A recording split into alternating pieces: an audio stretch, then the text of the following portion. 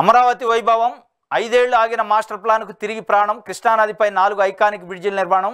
కరకట్టపై central డివైడర్తో 4 లైన్ల road, inner outer రింగులు, eastern western బైపాస్లు, రాజధానిలో నిర్మాణ పనులు ఇక పరుగులు.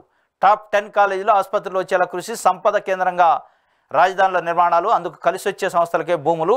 గతంలో భూములు తీసుకున్న సంస్థలతో మాట్లాడుతూ యాక్టివ్గా ఉంటే మరో ఛాన్సు. సిఆర్డీఏ పరిధి యథాతథం. రైతులు కౌళ్ళు, భూమి లేని కూలీలకు పెన్షన్లు మరో 5 ఏళ్ళు పంపు. ఇవన్నీ జరుగుతున్నాయి. ఇది నిన్న సిఆర్డీ పైన సమావేశం జరిగింది. అమరావతి వైభవం కాబోతుందట.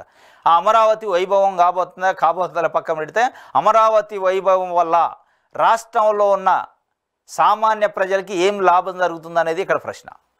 అమరావతి వైభవం కావటం వల్ల అమరావతి ప్రాంతంలో భూములు కొనుక్కొని వ్యాపారం చేయాలనుకున్న తెలుగుదేశం పార్టీ నాయకులు, రియల్ ఎస్టేట్ వ్యాపారులకు లాభం జరిగిద్దా?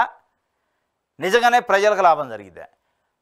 పదే చంద్రబాబు నాయుడు గారు ముఖ్యమంత్రిగా ఉన్న కాలం 2014 నుంచి 19లో కూడా అమరావతి సిఆర్డీ, సింగపూర్ కన్సార్టియం, ఈ పదాలే పేపర్లలో టీవీలో వినపడ్డాయి. మళ్ళీ ఇప్పుడు స్టార్ట్ అయింది. వీటితోని ప్రజల కడుపు నిండిద్దా? వీటితోని రాష్ట్రంలో ప్రజల సంపద వృద్ధి అయిద్దా? ఎవరి సంపద వృద్ధి కావడానికి పదే అమరావతి అంటున్నారు. అమరావతి ఉండాలి, రాజధాని ఉండాల్సిందే, తప్పులేదు.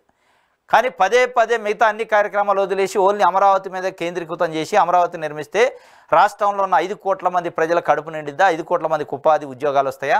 5 కోట్ల మంది సంపద పెరిగిద్దా అనేది ఇక్కడ ప్రశ్న.